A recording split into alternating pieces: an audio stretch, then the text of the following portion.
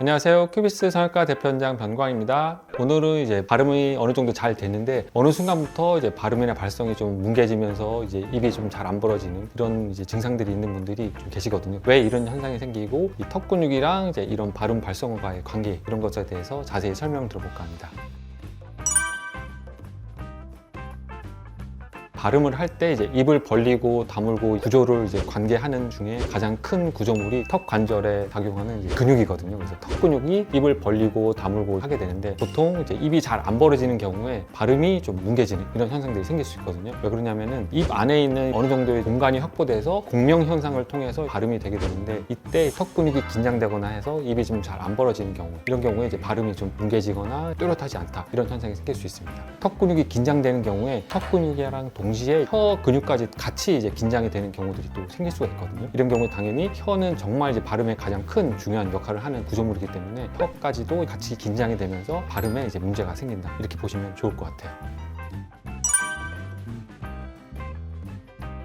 네, 그렇습니다. 보통 이제 턱 근육을 많이 쓰는 이갈이, 이 악물기, 스트레스라든지 여러 가지 이제 수면 장애 때문에 이런 현상들이 생기면서 턱 근육에 이제 긴장이 생길 수가 있고 또는 이제 일상적으로는 TV 보거나 아니면 핸드폰 볼 때 턱을 너무 한쪽으로 이제 많이 괴거나 이런 경우에도 턱 근육에 긴장 상태가 생길 수 있거든요. 이런 안 좋은 습관들은 이제 턱 근육의 긴장을 만들 수 있다 이렇게 보시면 좋을 것 같아요. 오늘 저 같은 경우는 밥 먹을 때 왼쪽으로만 좀 많이 씹거든요. 이런 습관도 좀 장애로 이어질 수 있을까요?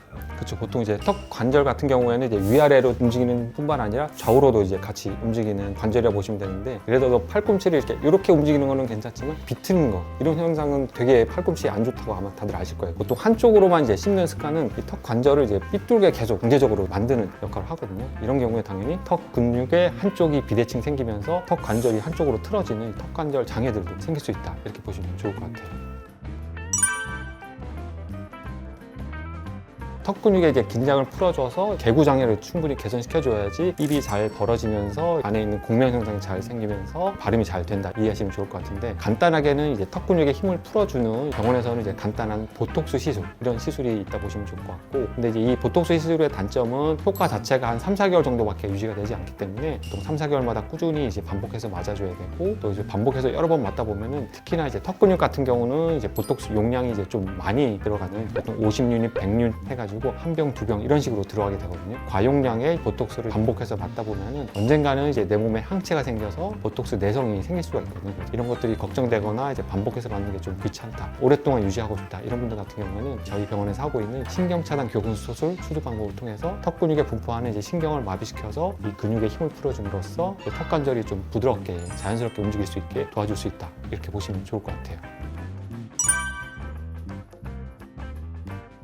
모든 발음 발성에 이제 문제 있는 경우에 해당되는 건 아니고 턱 근육이 이제 긴장이 되면서 개구 장애가 있거나 혀의 긴장도 같이 있는 분들 이런 분들에게서 이제 턱 근육의 긴장을 풀어줬을 때 이제 해결이 많이 된다 이렇게 보시면 좋을 것 같아요.